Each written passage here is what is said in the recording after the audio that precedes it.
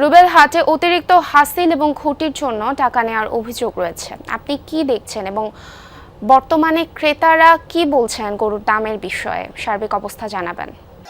প্রবি আসলে সবকিছু মিলে সিরাজগঞ্জের আজকে যে হাটটি রয়েছে সবচেয়ে বড় একটি হাট, বয়লিয়া হাট। এটা উল্লাপাড়া উপজেলার মধ্যে অবস্থিত। প্রচুর পরিমাণ কিন্তু গরু এখানে আজকে উঠেছে, অর্থাৎ এই হাটটি কিন্তু আজকে শেষ হাট, অর্থাৎ এই ঈদের যে আসছে মাত্র কয়েকদিন, এটাই কিন্তু সর্বশেষ হাট, যে কারণে কিন্তু পর্যাপ্ত গরু এখানে উঠেছে। দূর দূরান্ত থেকে পাইকাররা এসেছেন, স্থানীয় ক্রেতারাও কিন্তু আজকে গরু কিনছেন।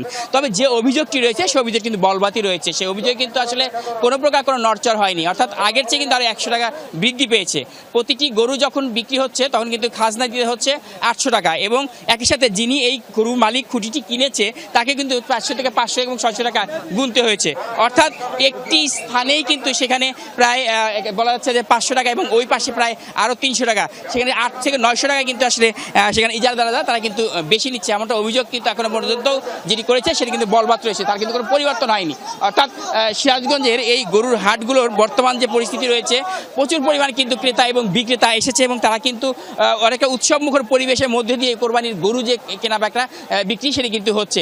অর্থাৎ সিরাজগঞ্জ আপনারা জানেন যে গো খামারের রাজধানী হিসেবে খ্যাত কিন্তু আমাদের এই সিরাজগঞ্জ জেলা। এই জেলা কিন্তু এবছরে প্রায় 6 লাখ গরু লালন পালন করা হয়েছে এই কোরবানি ঈদ উপলক্ষে, যে কারণে কিন্তু এই সিরাজগঞ্জের গরুর ব্যাপক চাহিদা রয়েছে সারা দেশ জুড়ে, এবং এই জন্য কিন্তু সারা দেশ থেকে কিন্তু এখানে পাইকাররা আসছেন, এবং তারা কিন্তু এখান থেকে সব ধরনের গরু তারা কিনে নিয়ে যাচ্ছে। বিশেষ করে ছোট এবং মাঝারি গরু, সেই গরুগুলোর চাহিদা অনেকটা বেশি। বড় বড় গরু যেগুলো রয়েছে সেগুলো ক্রেতা কম থাকলেও, তবে চিটাগাংয়ে যারা পাইকাররা রয়েছেন তারা কিন্তু আসলে এই গরুর প্রতি বেশি তাদের আমরা আকর্ষণ দেখছি, এবং চিটাগাংয়ের কিন্তু সবচেয়ে বড় বড় গরুগুলো সেগুলো চলে যাচ্ছে। অর্থাৎ সব কিছু মিলে সিরাজগঞ্জের আজকে এই বয়লিয়া হাটে যে পরিমাণ গরু উঠেছে, এবং পাইকাররাও যে পরিমাণ এসেছে, এবং এখানে ক্রেতারাও যে পরিমাণ রয়েছে, তাতে করে অনেকে ভালো একটি বেচাকিনি হয় বলে মনে করছেন হাট কর্তৃপক্ষ এবং প্রশাসন। বলছেন যে তাদের যে অভিযোগটি রয়েছে সেই অভিযোগ খতিয়ে দেখার জন্য প্রশাসনের কি বিশেষ টিম আজকে এই হাটে আসবে, এবং কোনোভাবে যেন কোনো খাজনা এবং অন্য যে কোনোভাবে অন্য কিছু না হয় সেদিন তারা আসলে খেয়াল রাখবেন।